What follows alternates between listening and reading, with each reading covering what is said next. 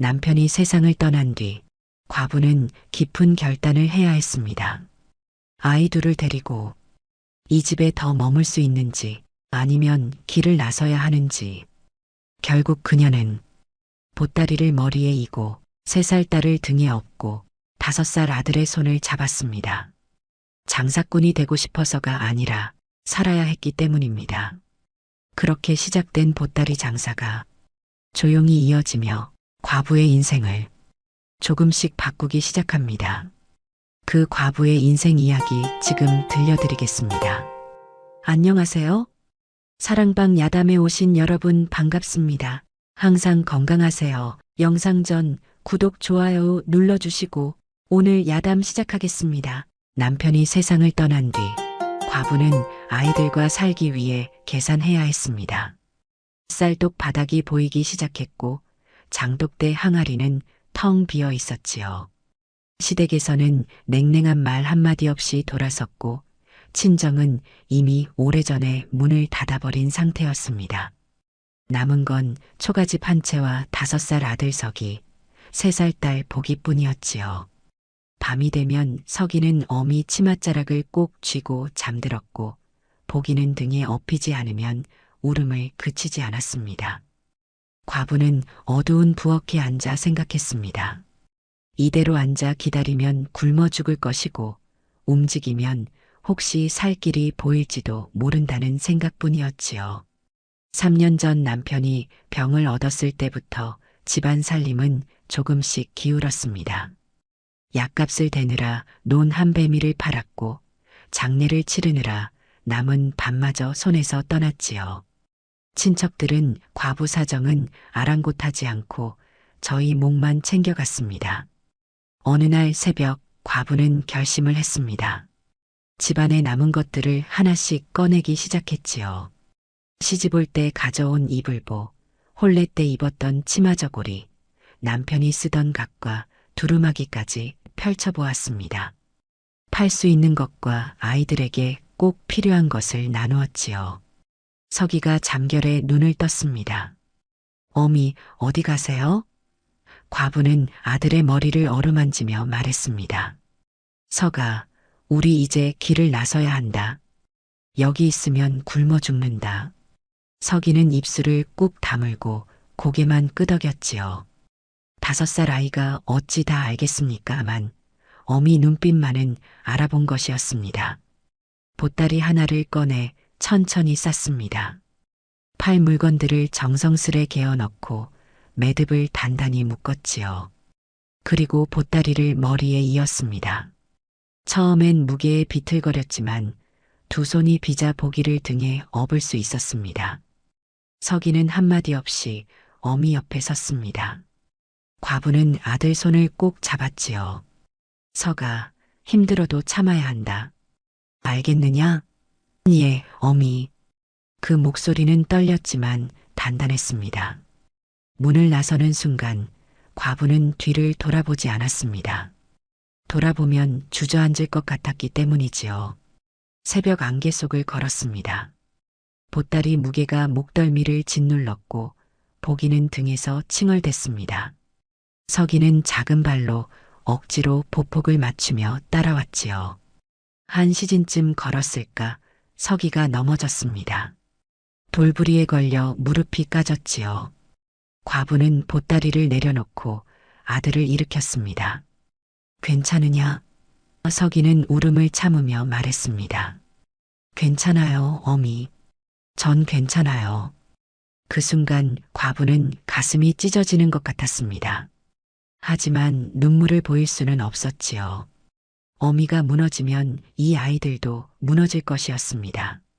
다시 보따리를 머리에 이고 걸었습니다. 해가 뜨기 시작했고 멀리 장터 소리가 들려왔지요. 과부는 그 소리를 따라 걸음을 옮겼습니다. 이제 이 길만이 살아남는 길이었습니다. 장터에 도착했을 때는 해가 중천에 떠 있었습니다. 과부는 사람들 눈에 띄지 않는 구석진 자리에 자리를 잡았지요. 보따리를 내려놓자 목덜미가 욱신거렸습니다. 보기를 등에서 내려 옆에 앉혔고 서기는 어미 곁에 바짝 붙어 섰습니다. 보따리를 풀었습니다. 이불보, 치마저고리, 두루마기가 하나씩 나왔지요. 과부는 그것들을 펼치지 않았습니다. 그저 보따리 위에 가지런히 개어 놓았을 뿐이었습니다. 다른 행상들은 목청을 높여 물건을 팔았지만 과부는 입을 열지 않았습니다. 한참을 그렇게 앉아 있었습니다. 지나가는 사람들은 과부와 아이들을 힐끗 보고 지나쳤지요. 어떤 이는 동정 어린 눈빛을 보냈고 어떤 이는 외면했습니다. 서기는 배가 고팠지만 내색하지 않았습니다. 보기는 어미 품에서 칭얼거리다 잠이 들었지요. 과부는 아이들 쪽으로 고개를 돌렸습니다. 이 아이들 앞에서만큼은 무너질 수 없다고 마음먹었지요. 해가 기울 무렵 한 안악이 다가왔습니다. 이거 얼마요? 과부는 고개를 들었습니다. 안악은 치마 저고리를 가리키고 있었지요. 직접 만든 겁니다. 과부는 조용히 대답했습니다. 아이들 입히려다 내놓은 겁니다. 그 말에 안악은 치마 저고리를 들어 찬찬히 살폈습니다. 바느질이 고왔고 천도 좋았습니다. 얼마에 파시려고요? 과부는 값을 불렀습니다. 터무니없이 낮은 값이었지요. 안악은 놀란 얼굴로 물었습니다. 이 값이면 본전도 안 되지 않소? 과부는 손을 내저었습니다. 팔리기만 하면 됩니다. 안악은 치마 저고리를 샀습니다. 그리고 돈을 건네며 말했습니다. 다음 장날에도 나오시오. 내 이웃들한테 말해두겠소. 과부는 허리를 숙여 인사했습니다. 고맙습니다. 그 한마디가 전부였지요. 안악이 돌아서자 서기가 작은 목소리로 물었습니다. 어미, 우리 이제 밥 먹을 수 있어요? 과부는 아들 머리를 감싸 안았습니다. 그래, 서가. 오늘은 밥 먹을 수 있다. 해가 지고 장터가 파할 무렵 과부는 두루마기 한 벌을 더 팔았습니다. 이불보는 팔리지 않았지만 괜찮았습니다. 오늘 번 돈으로 쌀을 사고 아이들 배를 채울 수 있었으니까요. 과부는 남은 물건을 다시 보따리에 쌌습니다. 그리고 머리에 이었지요. 보기를 등에 업고 서기 손을 잡았습니다. 돌아가는 길 서기가 물었습니다. 어미, 우리 집에 안 가요? 과부는 걸음을 멈추지 않고 대답했습니다. 서가, 이제 우리 집은 없다. 하지만 걱정하지 마라. 어미가 길 위에서라도 너희를 키울 테니까. 서기는 더 묻지 않았습니다. 그저 어미 손을 더 꼭 쥐었을 뿐이지요. 그날부터 과부에게 집은 없었지만 길 위에 삶이 생겼습니다. 보따리를 머리에 이고 딸을 등에 업고 아들 손을 잡고 걷는 것이 일상이 되었지요. 다음 장날이 돌아왔습니다. 과부는 지난번보다 일찍 장터에 도착했지요. 이번에는 집에 남은 물건들 외에도 이웃에게 얻은 헌 옷가지 몇 점을 더 보태어 왔습니다. 같은 자리에 앉았습니다. 보따리를 내려놓고 보기를 등에서 내렸지요. 서기는 어느새 익숙한 듯 어미 옆에 잠자코 앉았습니다. 지난번 치마 저고리를 산 안악이 이웃 둘을 데리고 왔습니다. 저번에 내가 말한 그 행상이요. 안악들은 과부가 펼쳐놓은 물건들을 살폈습니다. 이거 바느질 참 곱네요. 값은 얼마요? 과부는 여전히 많은 말을 하지 않았습니다. 물으면 대답했고 값을 부르면 알겠다는 듯 눈을 감았지요. 직접 지은 겁니까? 예, 그렇습니다. 아이들 먹여 살리려 파는 거요? 그렇습니다. 과부의 대답은 짧았지만 거짓이 없었습니다. 안악들은 물건을 하나씩 샀습니다. 그리고 돌아가며 말했습니다. 다음에도 나오시오. 우리 동네 사람들한테도 알려줄 테니. 과부는 또 허리를 숙여 인사했지요. 서기가 옆에서 그 모습을 눈여겨보고 있었습니다. 어미는 목소리를 높이지 않았고 물건을 들이밀지도 않았습니다. 그저 묻는 말에 답하고 정직하게 값을 불렀지요. 아이는 그걸 보며 배웠습니다. 장사란 소리를 지르는 게 아니라 믿음을 주는 것이라는 걸 말이지요. 해질 무렵 한 양반이 다가왔습니다. 두루마기를 보더니 물었습니다. 이거 천이 괜찮은데 어디서 난 거요? 과부는 대답했습니다. 돌아가신 남편이 입던 겁니다. 양반은 잠시 입을 다문 채 두루마기를 살폈습니다. 이걸 파시오? 예, 팔아야 합니다. 양반은 알겠다는 듯 턱을 끄덕이고 값을 치렀습니다. 그리고 돌아서며 말했습니다. 다음 장날에 두루마기 하나 더 준비해 두시오. 내 친구에게 줄 것이 필요하오. 과부는 깜짝 놀랐습니다. 주문을 받은 것이었지요. 하지만 저는 양반은 됐소라고만 했습니다. 천값은 미리 주겠소. 당신 솜씨면 충분하오. 그렇게 말하고는 돈을 더 얹어주고 갔습니다. 서기가 어미 치맛자락을 잡아당겼습니다. 어미, 저 양반이 우리한테 일을 맡긴 거예요? 과부는 아들 손을 꼭 쥐었습니다. 그런 것 같구나, 서가. 그날 밤 과부는 처음으로 마음이 조금 가벼워졌습니다. 단순히 물건을 파는 게 아니라 만들어서 팔 수 있다는 것. 그것은 길이 보인다는 뜻이었지요. 서기는 어미가 밤새 바느질하는 걸 물끄러미 지켜보았습니다. 어미, 전 도와드릴 수 없어요? 과부는 아니다라고만 했습니다. 서가, 너는 잘 자거라. 그게 어미한테 가장 큰 도움이란다. 하지만 서기는 잠들지 않고 어미 곁에 앉아 있었습니다. 바늘이 천을 뚫고 나올 때마다, 실이 당겨질 때마다 아이는 어미의 삶을 배워갔지요. 그런데 사흘째 되던 날이었습니다. 쌀이 다 떨어졌습니다. 과부는 남은 쌀로 죽을 쏘았지요. 서기와 보기 앞에 죽그릇을 놓았습니다. 과부 몫은 없었습니다. 어미 것은요? 서기가 물었습니다. 어미는 배가 안 고프구나. 너희가 먹어라. 과부는 웃으며 말했지요. 서기는 한 숟가락 떠서 입에 넣고는 멈칫했습니다. 그리고 자기 그릇 절반을 보기 그릇에 덜어주었습니다. 보가, 내가 더 먹어. 넌 어려서 배고프잖아. 보기는 오빠 그릇을 물끄러미 보며 물었지요. 오빠도 배고파요? 서기는 고개를 저었습니다. 아니야, 오빠는 배불러. 과부는 그 모습을 보며 돌아앉았습니다. 눈물을 보일 수 없었으니까요. 석 달이 지났습니다. 과부는 이제 장터에서 낯익은 얼굴이 되었지요. 사람들은 과부를 보며 말했습니다. 저 여자 참 기특해. 아이 둘 데리고도 거짓이 없어. 과부가 파는 물건은 비싸지 않았지만 품질은 좋았습니다. 바느질은 정성스러웠고 약속은 어기지 않았지요. 어느 날 서기가 열이 났습니다. 전날 비를 맞고 걷느라 몸살이 든 것이었지요. 과부는 고민에 빠졌습니다.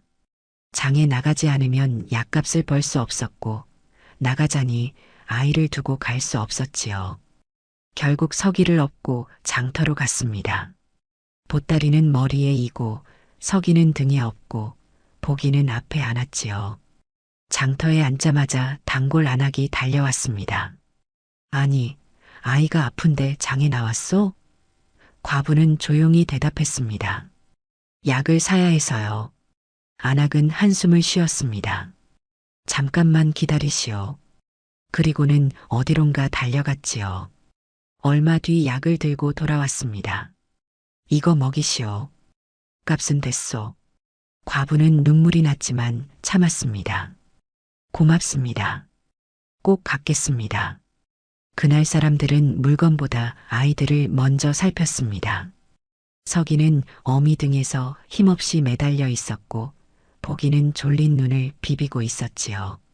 한 할머니가 다가와 떡을 주었습니다. 아이들 먹이시오. 또 다른 안악은 과일을 건넸습니다. 어미가 쓰러지면 아이들은 어쩌려고 그러시오. 과부는 그제야 알았습니다. 사람들이 자신의 물건을 사는 건 단순히 품질 때문만은 아니라는 것을요. 아이 둘을 데리고도 포기하지 않는 어미의 모습, 그 모습에서 사람들은 무언가를 본 것이지요. 신뢰였을까요? 아니면 연민이었을까요? 어쨌든 그날부터 과부는 혼자가 아니었습니다. 서기는 사흘 뒤 나았습니다. 열이 내리고 기운을 차렸지요. 하지만 아이는 변했습니다. 어미, 제가 걸을게요. 더 이상 업지 마세요. 과부는 아들의 얼굴을 살폈습니다. 5살 아이의 눈에는 5살이 아닌 무언가가 담겨 있었습니다. 서가, 전 괜찮아요, 어미. 제가 보기 손잡고 걸을게요. 그날부터 서기는 더 이상 업히지 않았습니다. 작은 다리로 어미 보폭을 따라잡으며 걸었지요. 복이 손을 잡고 때로는 동생을 업기도 했습니다. 사람들은 그 모습을 보며 말했습니다. 저 아이는 크면 훌륭한 사람이 되겠어. 1년이 지났습니다. 서기는 6살이 되었고 복이는 4살이 되었지요. 과부는 같은 길을 반복해서 걸었습니다. 같은 마을, 같은 시간, 같은 자리였지요. 보따리는 점점 가벼워졌지만 그 안에 든 물건들은 늘어났습니다. 이제는 팔 물건보다 주문받은 물건이 더 많았습니다. 겨울이 왔습니다. 찬바람이 옷깃을 파고들었고 보따리 밑으로 눈발이 날렸지요. 과부는 걸음을 멈추지 않았습니다. 보기는 등에서 떨었고 서기 입술은 파랗게 질렸습니다. 과부는 자신이 두르고 있던 목도리를 풀어 서기 목에 감아주었지요. 어미는 안 추워요? 서기가 물었습니다. 어미는 걸으면 따뜻해진단다. 과부는 웃으며 대답했지만 목덜미로 파고드는 찬바람은 뼈를 시렸습니다. 밤이 되면 과부는 아이들을 가운데 두고 껴안고 잤습니다. 자신의 체온으로 아이들을 감싸며 말이지요.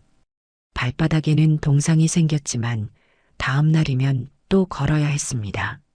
서기는 손님들 이름을 기억하기 시작했습니다. 김아주머니, 지난번에 부탁하신 옷 가져왔어요. 박할머니, 이번엔 색깔을 좀 다르게 해봤어요. 과부는 아들이 사람들과 이야기하는 모습을 지켜보았습니다. 아이는 장사를 배우고 있었지요. 물건을 파는 방법이 아니라 사람을 대하는 방법을 말입니다. 보기는 어디서든 잘 잤습니다.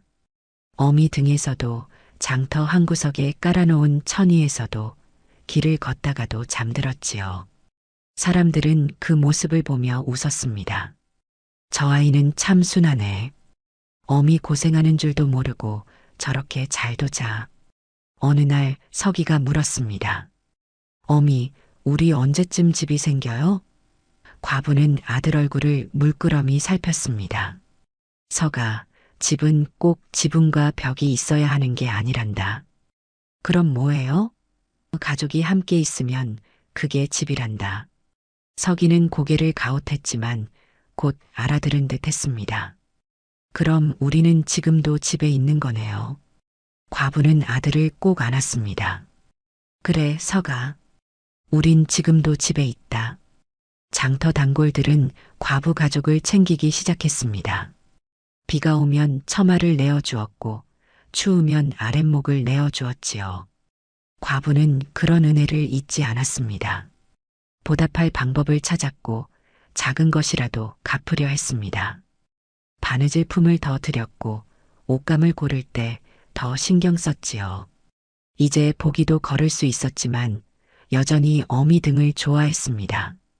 과부는 그런 딸이 야속하면서도 사랑스러웠지요. 보가, 이제 내 다리로 걸어라. 싫어요. 어미 등이 좋아요. 서기가 웃으며 말했습니다. 보가, 넌 참 철이 없다. 어미 힘드시잖아. 하지만 과부는 딸을 내려놓지 않았습니다.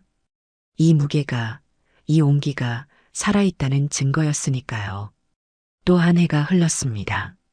서기는 7살이 되었고 보기는 5살이 되었지요.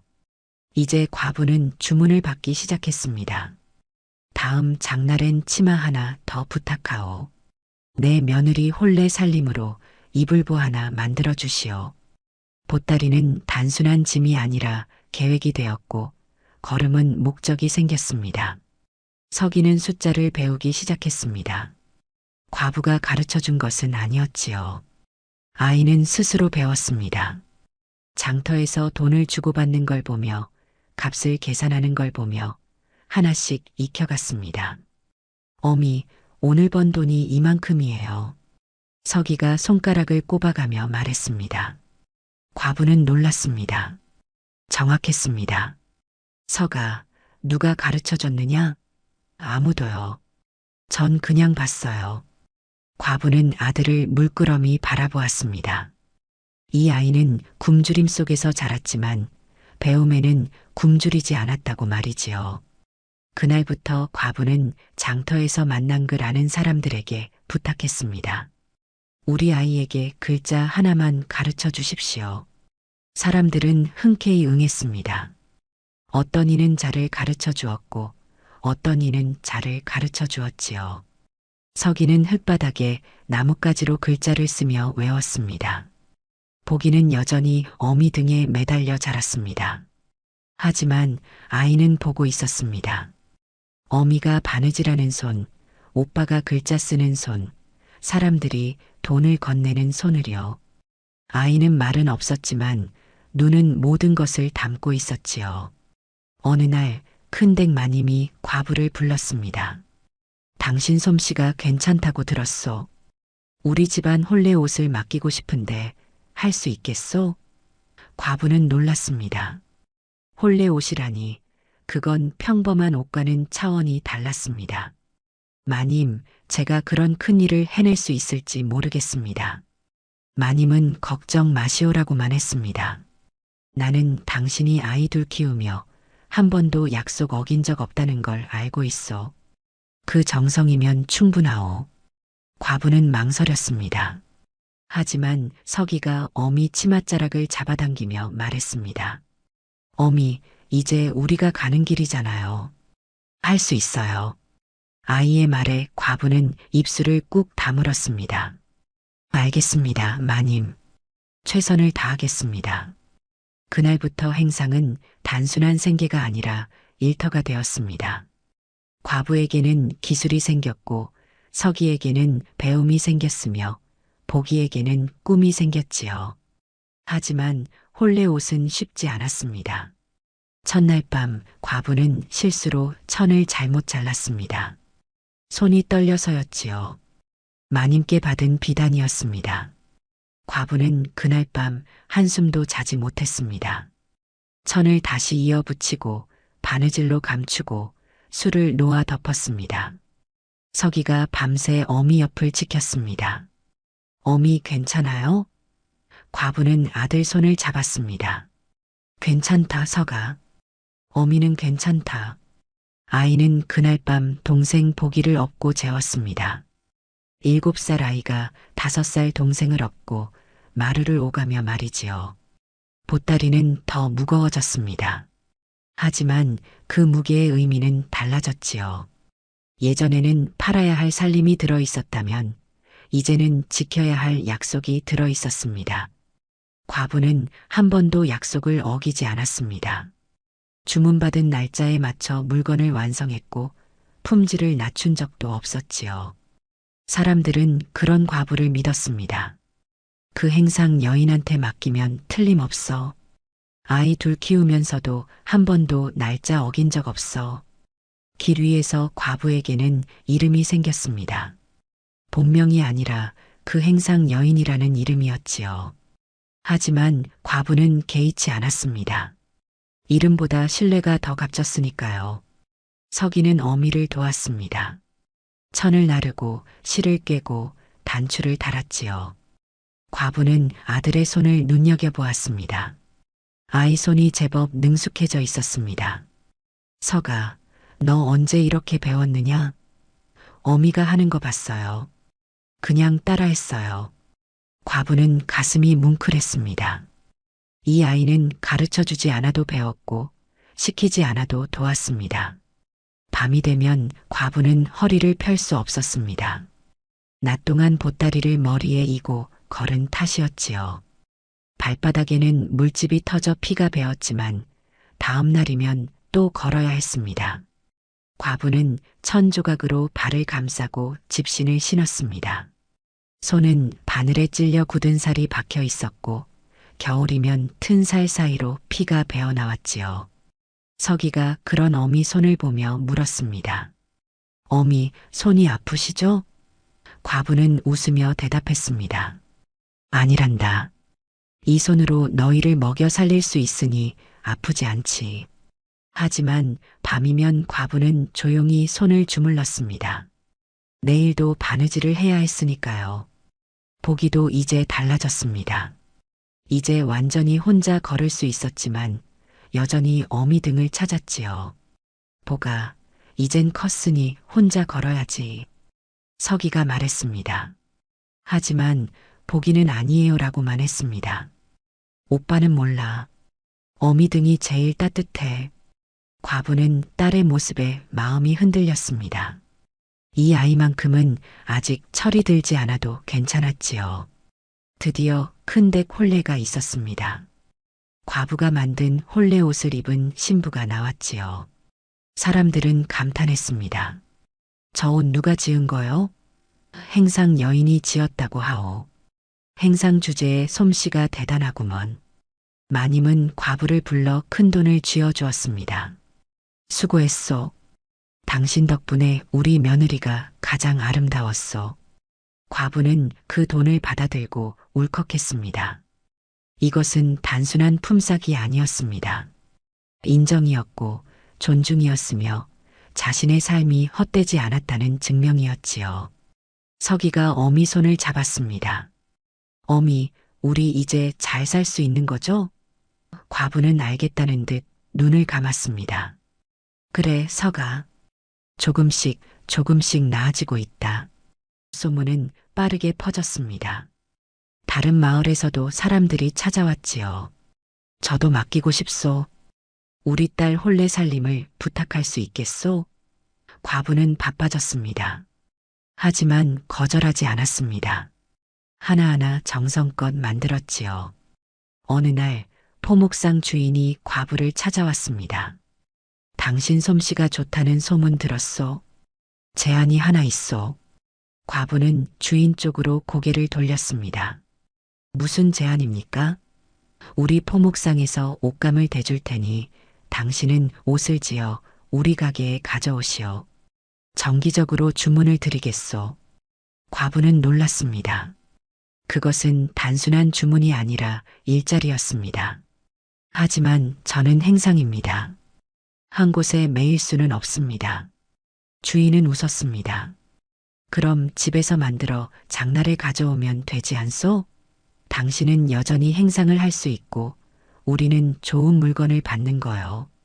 과부는 입술을 꾹 다물었습니다. 조건은 좋았지만 부담도 컸지요. 정기적으로 가져온다는 것은 약속을 지켜야 한다는 뜻이었습니다. 만약 하나라도 어기면 신뢰를 잃을 터였습니다. 서기가 어미 치맛자락을 잡아당겼습니다. 어미 할 수 있어요. 제가 도와드릴게요. 과부는 아들 얼굴을 살폈습니다. 7살 아이의 눈에는 확신이 담겨 있었습니다. 알겠습니다. 해보겠습니다. 과부는 결심했습니다. 그날부터 행상은 단순히 길을 걷는 게 아니라 일터를 오가는 것이 되었습니다. 포목상 주인은 약속대로 옷감을 대주었고 과부는 약속대로 옷을 만들어 가져갔지요. 서기는 더 바쁘게 움직였습니다. 옷감을 나르고 바느질을 거들고 완성된 옷을 포장했습니다. 보기도 이제 도왔지요. 실을 감고 단추를 골라주고 어미 옆에 앉아 작은 손으로 무언가를 했습니다. 과부는 아이들을 물끄러미 지켜보았습니다. 이 아이들은 굶주림 속에서 자랐지만 일하는 법은 배웠다고 말이지요. 몇 달이 지났습니다. 과부의 손은 거칠어졌지만 주머니는 두둑해졌습니다. 서기는 이제 간단한 계산은 혼자 할 수 있었고 보기는 실 꿰는 법을 배웠지요. 어느 날 저녁 과부는 아이들을 앉혀놓고 말했습니다. 서가, 보가, 어미가 이제 큰 결심을 하려고 한다. 아이들은 어미를 바라보았습니다. 우리 이제 자리를 하나 얻자. 더 이상 떠돌지 말고 한 곳에 정착하는 거다. 서기는 눈이 휘둥그레졌습니다. 정말요, 어미? 과부는 정말이다라고만 했습니다. 3년이 더 흘렀습니다. 서기는 10살이 되었고 보기는 8살이 되었지요. 과부는 꾸준히 돈을 모았고 마침내 작은 가게를 얻을 수 있었습니다. 장터 한 구석, 사람들 왕래가 많은 자리였지요. 가게는 작았지만 충분했습니다. 앞에는 물건을 진열할 공간이 있었고 뒤에는 잠을 잘 수 있는 작은 방이 있었습니다. 이사하는 날 과부는 보따리를 벽에 걸었습니다.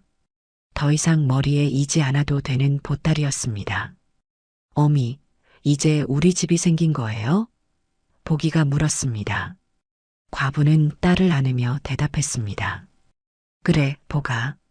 이제 우리 집이 생겼다. 서기는 가게를 정리하기 시작했습니다. 물건을 가지런히 놓고 천을 분류하고 실패를 정돈했지요. 아이의 손놀림은 이제 제법 능숙했습니다.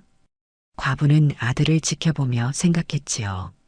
이 아이는 이제 장사꾼이 아니라 상인이 되어가고 있다고 말입니다. 가게를 연 첫날 단골들이 찾아왔습니다. 드디어 자리를 잡았구먼.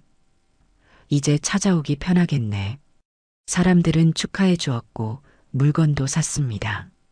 과부는 고마워서 눈물이 났지만 참았습니다. 이제 울 때가 아니라 웃을 때였으니까요. 서기는 글을 더 배우기 시작했습니다. 가게에 오는 선비들에게 부탁해 한 글자씩 배웠지요. 저 아이는 총명하구먼. 선비들은 감탄했습니다. 제대로 가르치면 큰일 할 아이요. 과부는 그 말을 듣고 결심했습니다. 서기를 서당에 보내기로 말이지요. 보기는 이제 어미를 완전히 닮아가고 있었습니다. 바느질을 배우고 손님을 대하는 법을 배우고 장사하는 법을 배웠지요. 아이는 말수가 적었지만 하는 일은 확실했습니다. 과부는 딸을 물끄러미 바라보았습니다. 이 아이는 자신보다 더 나은 삶을 살 것이라고 말이지요. 5년이 더 흘렀습니다. 서기는 15이 되었을 때 서당을 마쳤습니다. 이제 글을 읽고 쓸 줄 알았고 장부를 정리할 줄도 알았지요. 보기는 13살이 되어 어미 솜씨를 넘보기 시작했습니다. 과부는 이제 40을 넘긴 나이였지만 여전히 건강했습니다. 어느 날 과부는 벽에 걸린 보따리를 내렸습니다. 먼지가 수북이 쌓여 있었지요. 서기가 물었습니다. 어미, 왜 그걸 내리세요? 과부는 보따리를 쓰다듬으며 대답했습니다. 이제 이 보따리는 더 이상 필요 없구나. 서기는 고개를 가웃했습니다. 버리시려고요? 과부는 아니다라고만 했습니다. 간직하려고 한다. 이 보따리가 우리를 여기까지 데려왔으니까. 그날 저녁 과부는 처음으로 보따리를 머리에서 완전히 내려놓았습니다. 허리를 펴고 아이들을 바라보았지요. 서기는 이제 청년이 되어 있었고 보기는 처녀가 되어 있었습니다. 서가, 보가, 우린 걸어서 여기까지 왔다. 아이들은 어미를 바라보았습니다. 머리에 이고 등에 업고 곁에 두고 걸었다. 단 한 번도 포기하지 않았다. 과부의 목소리는 떨렸지만 단단했습니다. 서기가 말했습니다. 어미, 전 어미가 자랑스러워요. 보기도 말했습니다. 저도요, 어미. 과부는 아이들을 끌어안았습니다. 오랜만에 눈물이 흘렀지만 슬픈 눈물이 아니었습니다. 기쁜 눈물이었고 안도의 눈물이었으며 감사의 눈물이었지요. 또 몇 해가 흘렀습니다. 서기는 20이 넘어 장가를 들었고 보기도 18배 시집을 갔습니다. 가게는 더 커졌고 과부는 이제 할머니가 되었지요. 사람들은 그녀의 삶을 이렇게 불렀습니다. 머리에 이고 등에 업고 곁에 두고 스스로 일어선 과부의 인생. 과부는 이제 가게 앞에 앉아 손주들을 물끄러미 바라보았습니다. 남편이 죽던 그날 모든 것이 끝난 줄 알았지만 사실은 시작이었다고. 보따리를 머리에 이던 그날 무너질 줄 알았지만 사실은 일어서는 중이었다고. 길 위를 떠돌던 그 시절 불행하다고 생각했지만 사실은 가장 강해지던 시간이었다고 말이지요. 저녁 해가 지고 서기가 가게에 들어왔습니다. 어미, 저녁 드셨어요? 과부는 알겠다는 듯 턱을 끄덕였습니다. 먹었다, 서가. 너는? 전 지금 먹으려고요. 어미도 같이 드세요. 과부는 아들을 따라 일어섰습니다. 허리가 아팠지만 마음은 가벼웠습니다. 보따리는 이제 벽에 걸려 있었고 자신은 더 이상 그것을 머리에 이지 않아도 되었습니다. 그날 밤 과부는 오랜만에 남편 꿈을 꾸었습니다. 남편은 웃고 있었지요. 당신 잘 살았소. 과부도 웃으며 대답했습니다. 당신 덕분이요. 당신이 날 혼자 남겨놔서 나는 강해질 수밖에 없었소. 남편은 알겠다는 듯 눈을 감고 사라졌습니다. 아침이 밝았습니다. 과부는 일어나 가게 문을 열었습니다. 새로운 하루가 시작되었지요. 보따리는 여전히 벽에 걸려 있었고 그것은 이제 단순한 천뭉치가 아니라 한 여인의 역사였습니다. 머리에 이고 등에 업고 곁에 두고 걸어온 인생. 그 인생은 끝나지 않았습니다. 여전히 계속되고 있었지요. 다만 이제는 걷는 것이 아니라 서 있을 수 있게 된 것뿐이었습니다. 조선시대 아무도 안 산다는 무당집. 관아가 한 과부에게 이 집을 넘겼습니다. 과부는 어쩔 수 없이 5살 아들과 함께 들어갔지요. 그런데 첫날 밤 아이가 말했습니다. 어미, 여긴 귀신이 사는 집이 아니야. 과부는 놀랐습니다. 아이는 어떻게 알았을까요? 며칠 뒤 과부는 집안에서 무언가를 발견했습니다. 무당이 평생 숨겨온 비밀이었지요. 그 순간부터 과부의 삶이 완전히 바뀌었습니다. 사람들이 하나둘 이 집을 찾아오기 시작했고 관아는 점점 불편해졌습니다. 왜일까요? 무당집에 대체 무슨 비밀이 숨겨져 있던 걸까요? 그 이야기 지금 시작하겠습니다. 안녕하세요. 사랑방 야담에 오신 여러분 반갑습니다. 항상 건강하세요. 영상 전 구독, 좋아요 눌러주시고 오늘 야담 시작하겠습니다. 조선 말기 한양 성박 작은 마을에 무당 한 사람이 살았습니다. 그 무당은 평생을 혼자 살다가 어느 봄날 갑자기 세상을 떠났지요. 집은 그대로 남았습니다. 마을 사람들은 그 집 앞을 지나칠 때마다 고개를 돌렸습니다. 무당이 살던 집이라 부정탄다. 귀신이 나올 것이다. 소문은 금세 퍼져나갔지요. 관아에서는 골칫거리가 생긴 셈이었습니다. 빈집을 그대로 둘 수도 없고 그렇다고 사려는 사람도 없었던 겁니다. 마침 그때 과부 한 사람이 관아 문 앞에 앉아 있었습니다. 남편을 잃고 살 곳을 잃은 여인이었지요. 등에는 겨우 5살 된 아들을 업고 있었습니다. 관리가 그 과부를 보더니 말했습니다. 너 살 집 필요하지? 과부는 고개를 들었습니다. 예, 그렇습니다. 좋다. 무당집을 내어주겠다. 과부의 얼굴이 굳어졌지요. 그곳은 사람이 살 수 있는 곳입니까? 관리는 코웃음을 쳤습니다. 집은 집이다. 살든지 말든지 내 마음이다. 하지만 싫으면 나가라. 관아 문전에 앉아 있을 생각 말고 선택은 하나뿐이었던 겁니다. 들어가든지 아이를 데리고 길바닥에 나앉든지. 과부는 떨리는 손으로 집 열쇠를 받았습니다. 그날 저녁 과부는 아들의 손을 꼭 잡고 무당집 앞에 섰습니다. 문은 낡았고 담장은 무너져 있었지요. 마당에는 잡초가 무릎까지 자라 있었습니다. 과부가 문을 밀었습니다. 삐걱. 문이 천천히 열렸습니다. 안은 어두웠습니다. 아들이 어미 치마를 꼭 쥐었지요. 어미 무섭지 않아? 과부는 아들의 머리를 쓰다듬었습니다. 괜찮다. 우리 집이 생긴 거야. 하지만 과부 자신도 떨리는 건 마찬가지였습니다. 그렇게 모자는 무당집 문을 넘어섰습니다. 아무도 살겠다고 하지 않던 그 집에 말이지요. 과부는 그날 밤 한숨도 자지 못했습니다. 아들은 어미 품에 안겨 깊이 잠들었지만 과부의 눈은 뜨겁게 떠 있었지요. 바람이 불 때마다 문이 삐걱거렸습니다. 처마 끝에서는 무언가 달그락거리는 소리가 났습니다. 이곳에서 정말 살 수 있을까? 과부는 생각했습니다. 하지만 돌아갈 곳은 없었지요. 이튿날 아침 과부는 관아로 다시 찾아갔습니다. 죄송하오나 다른 집을 주실 수는 없겠습니까? 관리는 눈을 치켜떴습니다. 다른 집? 과부 주제에 집을 고르겠다는 게냐? 그곳은 너무 낡았습니다. 아이가 다칠 수도.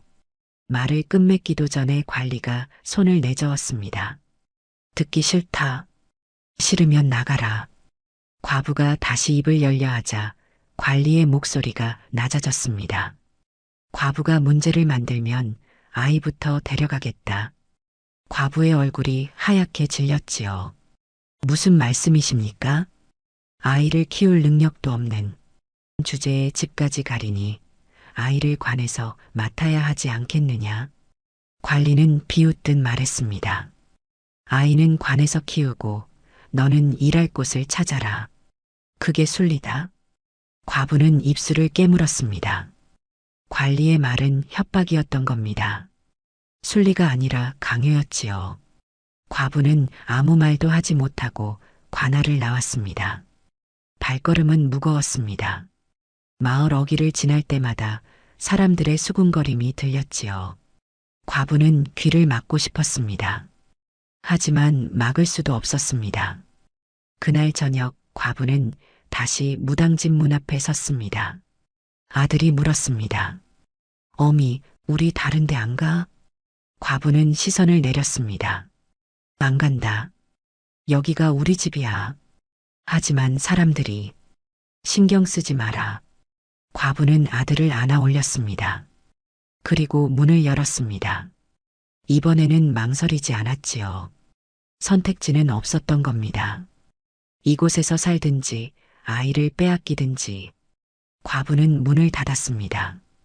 그날 밤부터 과부는 달라졌습니다. 무서워하지 않기로 했던 겁니다. 아니, 무서워할 여유가 없었다는 게 맞겠지요. 과부는 그날 밤도 잠을 이루지 못했습니다. 방 안은 어두웠고 밖에서는 이상한 소리가 들렸지요. 바람 소리인지 무엇인가 움직이는 소리인지 알 수 없었습니다. 과부는 아들을 꼭 안고 누워 있었습니다. 제발 아무 일도 없기를. 과부는 속으로 빌었지요. 그런데 이상한 일이었습니다. 아들은 전혀 무서워하지 않았던 겁니다. 오히려 첫날보다 더 깊이 잠들어 있었지요. 숨소리도 고르고 얼굴도 편안했습니다. 과부는 아들의 얼굴을 가만히 들여다보았습니다. 왜 이렇게 편히 자는 거지? 무당집이라고 해서 밤새 울거나 보챌 줄 알았는데 아들은 오히려 집에서보다 더 잘 잤습니다. 이튿날 아침이 되었습니다. 아들이 눈을 뜨더니 말했습니다. 어미, 어젯밤 꿈 꿨어. 무슨 꿈? 할머니가 나왔어. 과부의 가슴이 철렁했습니다. 할머니? 응. 하얀 옷 입은 할머니. 과부는 아들을 끌어안았습니다. 무서웠니? 아들은 고개를 저었습니다. 아니, 할머니가 웃었어. 그리고 말했어. 뭐라고? 여긴 귀신집 아니라고. 과부는 말문이 막혔습니다. 아이의 말이 장난인지 정말 꿈을 꾼 건지 알 수 없었지요. 하지만 아들의 눈빛은 맑았습니다. 겁에 질린 기색이라곤 전혀 없었던 겁니다. 과부는 아들의 머리를 쓰다듬었습니다. 그래, 귀신집이 아니야. 응, 할머니도 그랬어. 아들은 방 안을 둘러보았습니다. 어미, 여기 살만해. 과부는 웃음이 나왔습니다. 아이는 무당집을 무서워하지 않았던 겁니다. 오히려 편안해했지요. 그날부터 과부는 조금씩 집안을 정리하기 시작했습니다. 먼지를 털고 방을 쓸고 마당에 잡초를 뽑았습니다. 아들은 마당을 뛰어다니며 놀았지요. 어미, 여기 꽃 심으면 예쁘겠다. 아들의 목소리는 밝았습니다. 과부는 아들을 보며 생각했습니다. 아이가 편안하다면 이곳은 나쁜 곳이 아니겠지. 그날 저녁 과부는 처음으로 편히 잠이 들었습니다. 아들이 말한 대로 이곳은 귀신집이 아니었던 겁니다. 적어도 아이에게는 말이지요. 사흘째 되던 날 과부는 방 안구석을 정리하다가 무언가를 발견했습니다. 낡은 나무 상자였지요. 먼지가 수북이 쌓여 있었습니다. 과부는 조심스럽게 상자를 열었습니다. 안에는 부적이 가득할 줄 알았는데 그게 아니었습니다. 종이 뭉치들이 나왔지요. 과부는 그 중 하나를 펼쳐보았습니다. 거기에는 사람 이름이 적혀 있었습니다. 김씨 과부 42, 남편 죽고 시댁에서 쫓겨남, 박씨 여인 30, 매 맞고 도망쳐옴, 최씨 아이 13, 부모 없이 떠돌다 찾아옴.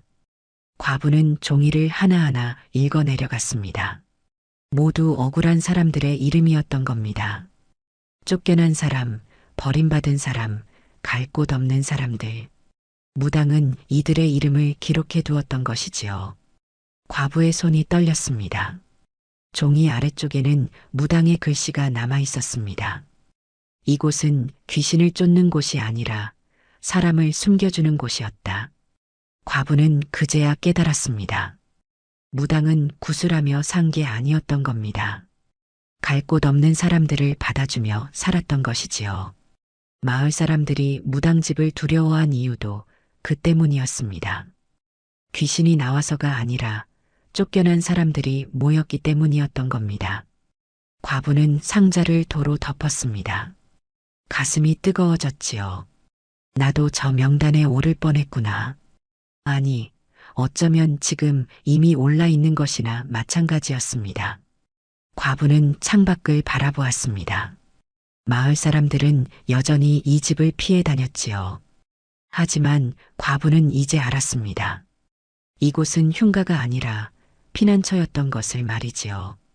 보름쯤 지났을 때 이상한 일이 벌어졌습니다. 과부의 집에 사람들이 찾아오기 시작한 겁니다. 첫 번째는 허리 굽은 노파였습니다. 여기 예전에 무당이 살던 곳 맞소? 과부는 고개를 끄덕였습니다. 예, 그렇습니다. 그럼 하룻밤만 묵어가도 되겠소? 갈 곳이 없어서. 과부는 망설였습니다. 하지만 노파의 눈빛을 보니 거절할 수가 없었지요. 들어오십시오. 그날 밤 노파는 마루에서 잠을 잤습니다.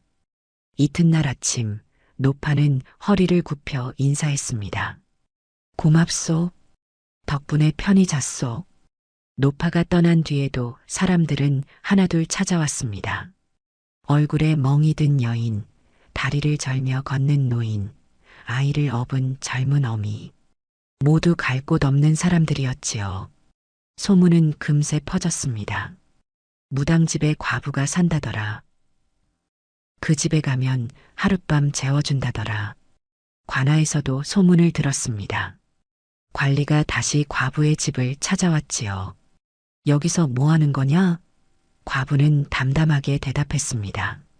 사람들이 찾아와서 재워주고 있습니다. 누가 그러라고 했느냐? 아무도 그러라고 하지 않았습니다. 관리는 인상을 찌푸렸습니다. 이 집은 내게 준 집이다. 여관이 아니야. 알고 있습니다. 그럼 사람을 들이지 마라. 과부는 시선을 떨구었지만 대답하지 않았습니다. 관리는 경고하듯 말했습니다. 이 집 사람 모이는 곳 아니다. 알아들었느냐? 예. 관리가 돌아간 뒤에도 사람들은 계속 찾아왔습니다. 과부는 문을 닫을 수가 없었던 겁니다. 자신도 얼마 전까지 저들과 같은 처지였으니까요. 사흘 뒤 관리가 다시 찾아왔습니다. 이번에는 혼자가 아니었지요. 2명의 관속을 데리고 왔습니다. 아직도 사람을 들이고 있구나. 과부는 아무 말도 하지 못했습니다. 마당에는 어제 온 노인이 앉아 쉬고 있었고 방 안에는 아이를 업은 여인이 있었던 겁니다. 관리가 큰 소리로 말했습니다. 다들 나가라. 여기는 흉가다. 사람들은 움찔했지만 쉽게 일어나지 못했습니다. 갈 곳이 없었으니까요. 관리가 다시 소리쳤습니다. 이 집은 사람 모일 곳이 아니야. 흉가라고. 그때 과부의 아들이 조용히 물었습니다. 그럼 왜 사람들 올 때만 쫓아내요? 관리는 아이를 내려다보았습니다. 뭐? 흉가면 처음부터 우리 어미한테 주지 말았어야죠. 아이의 목소리는 작았지만 또렷했습니다. 사람 없을 땐 아무 말 안 하다가 사람 오면 쫓아내는 건 이상해요. 관리는 말문이 막혔습니다. 아이의 말이 틀리지 않았던 겁니다. 마당에 있던 노인이 고개를 끄덕였습니다. 아이 말이 맞소. 여인도 작게 중얼거렸습니다. 정말 흉가라면 처음부터 사람을 들이지 말았어야지. 관리는 얼굴이 붉어졌습니다. 입 닥쳐. 내 놈들이 뭘 안다고.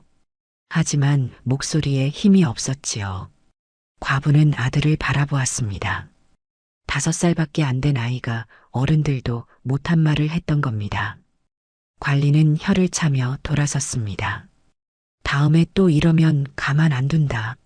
하지만 그 말은 공허했습니다. 아이의 한마디가 판을 흔들어 놓았으니까요. 그날 밤 과부는 잠을 이루지 못했습니다. 아들의 말이 자꾸 떠올랐지요. 그럼 왜 사람들 올 때만 쫓아내요? 과부는 깨달았습니다. 관아는 처음부터 이 집을 흉가로 만들고 싶었던 게 아니었습니다. 그저 사람이 모이는 걸 막고 싶었던 것이지요. 왜일까요? 과부는 무당이 남긴 기록을 다시 꺼내 읽었습니다. 이곳은 사람을 숨겨주는 곳이었다. 그제야 과부는 알았습니다. 관아는 갈 곳 없는 사람들이 모이는 걸 두려워했던 겁니다. 쫓겨난 사람들이 한 곳에 모이면 목소리를 낼 수 있으니까요. 이튿날 아침 관리가 또 찾아왔습니다. 오늘까지다. 내일부터 사람 들이지 마라. 과부는 고개를 숙이고 있었습니다. 하지만 이번에는 달랐지요. 과부는 천천히 얼굴을 들었습니다. 묻겠습니다. 관리가 눈을 가늘게 떴습니다.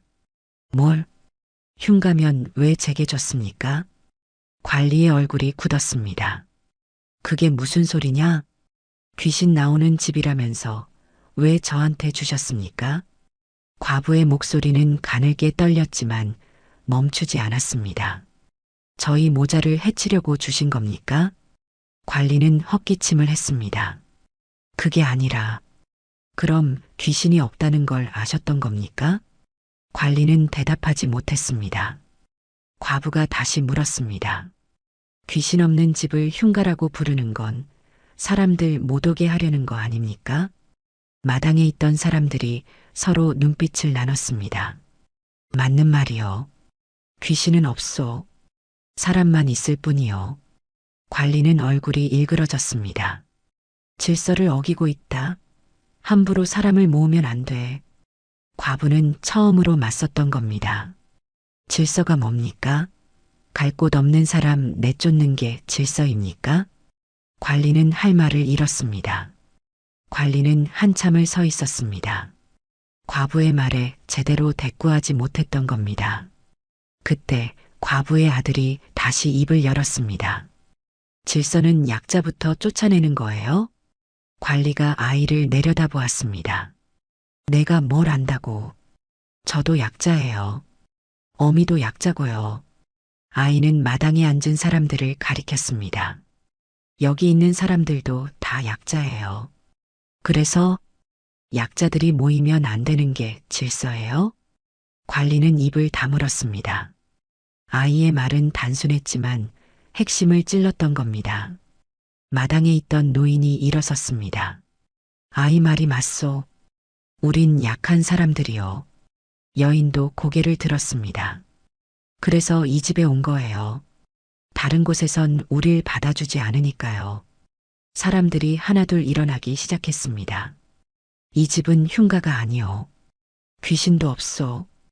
그저 갈 곳 없는 사람들이 잠시 머무는 곳일 뿐이요. 관리는 뒤로 물러섰습니다.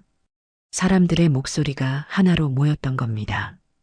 우리가 뭘 잘못했소? 하룻밤 자고 가는 게 죄요? 관리는 아무 말도 하지 못했습니다. 규정을 들이대려 했지만 사람들 앞에서 그 말은 힘을 잃었지요. 아이가 말했습니다. 우리 어미는 나쁜 일 안 했어요. 그냥 문 열어준 것 뿐이에요. 그 말에 마을 사람 몇몇도 고개를 끄덕였습니다. 담 너머에서 구경하던 사람들이었지요. 아이 말이 맞소. 과부가 뭘 잘못했소? 관리는 할 말을 잃었습니다. 아이의 한마디가 판을 완전히 바꿔놓았던 겁니다. 관리는 결국 아무 말도 하지 못하고 돌아갔습니다. 사람들은 그 모습을 지켜보았지요. 누군가 작게 말했습니다. 이겼구나. 과부는 천천히 고개를 저었습니다. 이긴 게 아닙니다. 그럼 뭐요? 그냥 물러서지 않았을 뿐입니다. 노인이 과부의 손을 잡았습니다. 그게 이긴 거요. 과부는 눈시울이 뜨거워졌습니다. 살면서 처음으로 누군가 자기 편이 되어준 기분이었던 겁니다. 그날 이후 관아는 다시 오지 않았습니다. 사람들은 여전히 과부의 집을 찾아왔지요. 마을 사람들도 이제는 피해 다니지 않았습니다. 저 집 귀신 없다더라. 과부가 사람 좋은 것 같던데. 소문은 조금씩 바뀌어 갔습니다. 어느 날 동네 안악 하나가 찾아왔습니다. 여기 쌀 좀 놓고 가도 되겠소? 과부는 놀랐습니다. 왜 제게 쌀을요? 그냥 고생하는 것 같아서. 안악은 쌀 한 대를 놓고 갔습니다. 그 뒤로도 간간히 누군가 무언가를 놓고 갔지요. 된장, 나물, 때로는 헌옷까지. 과부의 집은 이제 쫓아낼 수 없는 곳이 되었습니다. 사람들이 지켜보고 있었으니까요. 관아도 함부로 건드릴 수 없었던 겁니다. 아들이 과부에게 물었습니다. 어미, 우리 이제 안 쫓겨나는 거지? 과부는 아들을 품에 안았습니다. 그래, 안 쫓겨난다. 왜? 우리가 물러서지 않았으니까. 아들은 웃었습니다. 그날 밤 과부는 무당이 남긴 상자를 다시 꺼냈습니다. 그리고 종이 한 장을 꺼내 이름을 적었습니다. 나 과부. 무당집에서 다시 시작함. 과부는 종이를 상자에 넣었습니다. 이제 자기 이야기도 기록의 일부가 되었던 겁니다. 그로부터 계절이 2번 바뀌었습니다. 과부의 집은 여전히 낡았습니다. 돈이 갑자기 생긴 것도 아니었지요. 하지만 달라진 게 있었습니다. 과부는 더 이상 쫓겨나는 사람이 아니었던 겁니다. 사람들은 이제 그 집을 무당집이라 부르지 않았습니다. 과부네 집이라고 불렀지요. 어느 봄날 아들이 마당에서 놀다가 물었습니다. 어미, 우리 인생 역전한 거야? 과부는 웃음이 나왔습니다. 역전? 우린 부자도 아닌데? 그럼 뭐가 달라진 거야? 과부는 아들의 머리를 쓰다듬었습니다. 우린 쫓겨나지 않게 됐지. 그게 역전이야? 그래, 그게 역전이야. 과부는 하늘을 올려다보았습니다. 인생 역전이란 거창한 게 아니었습니다. 부자가 되는 것도 높은 자리에 오르는 것도 아니었지요. 다만 더 이상 구석으로 밀려나지 않는 것. 누군가 쫓아내려 할 때 물러서지 않는 것. 그게 과부에게는 역전이었던 겁니다. 아들이 말했습니다. 어미, 우린 진 거 아니야. 그럼 이긴 거야. 과부는 아들을 꼭 안아주었습니다. 아이의 말이 맞았습니다. 관아와 싸워서 이긴 게 아니라 자기 자리를 지켜낸 것이지요. 그날 저녁 과부는 문 앞에 섰습니다. 마을은 조용했고 석양이 지고 있었습니다. 과부는 무당집을 돌아보았습니다. 아니, 이제는 과분의 집이었지요. 이곳에서 무당은 사람들을 숨겨주었습니다. 이제 과부도 그 일을 이어가고 있었던 겁니다. 문을 두드리는 소리가 들렸습니다. 또 누군가 찾아온 것이지요. 과부는 문을 열었습니다. 들어오세요. 그날도 그 다음 날도 과부는 문을 열어주었습니다. 관아는 더 이상 뭐라 하지 않았지요. 사람들이 지켜보고 있었으니까요. 그렇게 무당집은 흉가가 아니게 되었습니다. 쫓겨난 사람들의 피난처가 되었던 겁니다. 과부의 인생 역전은 화려하지 않았습니다. 돈도 명예도 없었지요. 하지만 과부는 알았습니다. 자기 인생이 바뀐 순간은 무당집에 들어간 날이 아니라 쫓아내려는 사람들 앞에서 물러서지 않았던 그날이었다는 것을 말이지요. 아들이 마당에서 웃으며 뛰어놀았습니다. 과부는 그 모습을 바라보며 생각했습니다. 우린 이겼어. 쫓겨나지 않았으니까.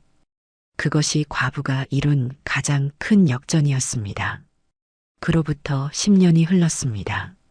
무당집은 이제 마을 사람들이 모두 아는 곳이 되었지요. 과분의 집이 아니라 쉼터라고 불렸습니다. 15이 된 아들은 어느 날 어미에게 물었습니다. 어미, 나도 커서 이 집 지킬 거야. 과부는 아들의 머리를 쓰다듬었습니다. 그래. 하지만 잊지 마라. 뭐요? 이 집은 내가 지키는 게 아니라 여기 오는 사람들이 지켜주는 거란다. 아들은 고개를 끄덕였습니다. 그날 저녁 또 누군가 문을 두드렸습니다. 아들이 먼저 달려가 문을 열었지요. 들어오세요. 과부는 그 모습을 보며 웃었습니다. 무당이 시작한 일이 이어지고 있었습니다. 그리고 앞으로도 계속 이어질 것이었지요.